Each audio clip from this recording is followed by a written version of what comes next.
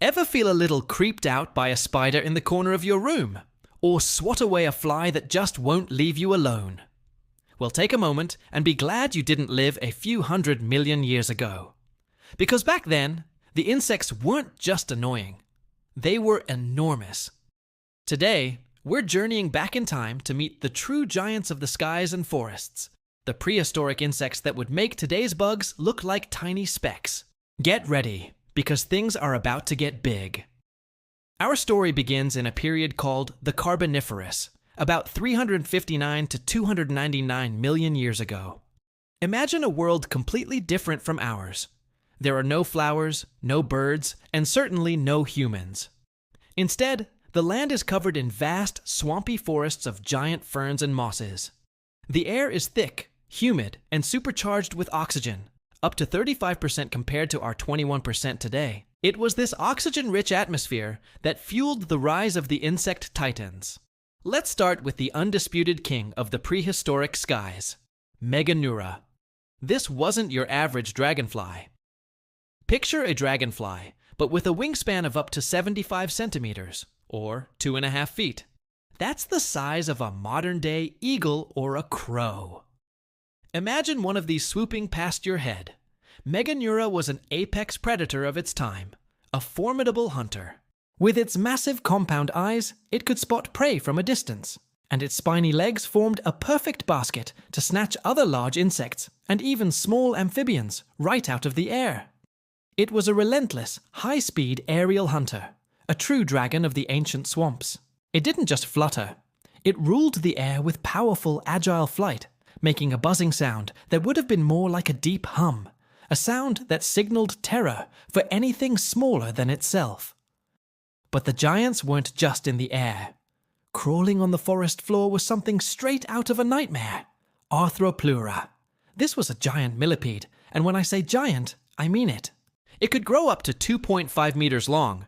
That's over 8 feet and about 1.5 feet wide. It's the largest known land invertebrate of all time. Picture a creature as long as a small car with dozens of legs, scuttling through the undergrowth. For a long time, scientists thought Arthropleura was a fearsome predator. But recent fossil evidence, including fossilized pollen found in its gut, suggests this behemoth was actually a gentle giant, a herbivore munching on decaying plant matter on the forest floor. Still, you probably wouldn't want to accidentally step on one, or have one step on you.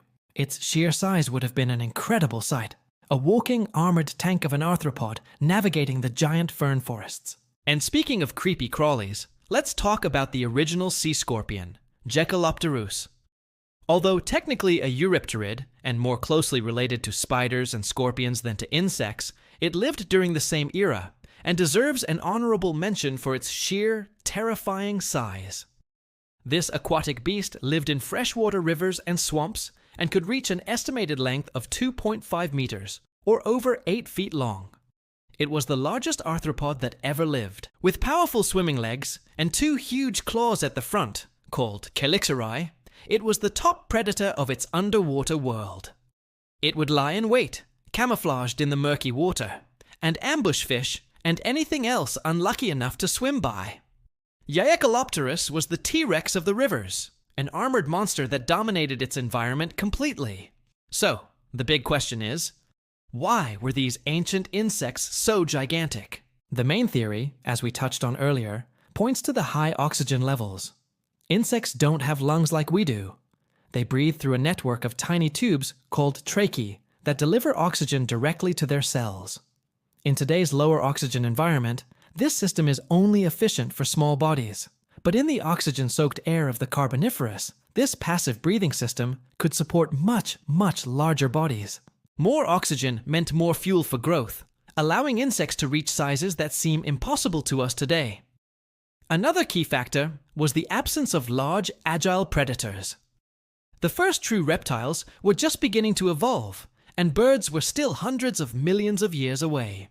With no aerial predators to swoop down and eat them, giant insects like Meganeura had the freedom to evolve and dominate the skies unchallenged. The world was their oyster, or rather, their giant, swampy, all-you-can-eat buffet. It was a unique window in Earth's history, where the invertebrates truly ruled the land and air. So what happened to these giants? Why don't we see eagle-sized dragonflies today? The party came to an end as the world changed. Around the beginning of the Permian period, the climate became drier and oxygen levels began to drop. The super-efficient breathing system that had allowed insects to grow so large now became a liability. Lower oxygen levels meant their bodies could no longer get the fuel they needed to sustain their massive sizes.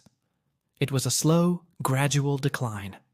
The giant forms died out, making way for smaller, more adaptable insects that could survive in the new, less oxygen-rich world. At the same time, new predators were emerging. Reptiles were becoming more diverse and agile. And eventually, the evolution of birds and bats created a sky full of highly efficient insect hunters. For an insect, being big and slow suddenly became a huge disadvantage.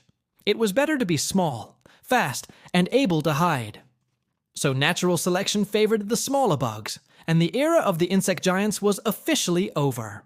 The story of these prehistoric titans is a powerful reminder of how life on Earth is constantly changing, shaped by the planet itself. The world of Meganeura and Arthropleura was a truly alien one, a high-oxygen greenhouse world that allowed life to experiment with size in ways we can barely imagine. While we might be glad we don't have to deal with car-sized millipedes today, their fossils give us an incredible glimpse into a lost world. A time when insects were not just bugs to be swatted, but were the true giants of the Earth.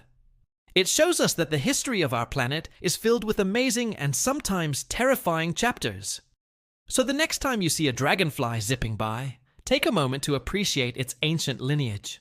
You're looking at a descendant of the magnificent rulers of the Carboniferous skies. The giants may be gone, but their legacy lives on in the incredible diversity of the insect world all around us today. Thank you so much for joining me on this journey back in time. It's truly fascinating what our planet has produced over the millennia. If you enjoyed this video and want to explore more incredible stories from the history of life, please hit that like button and subscribe to the channel.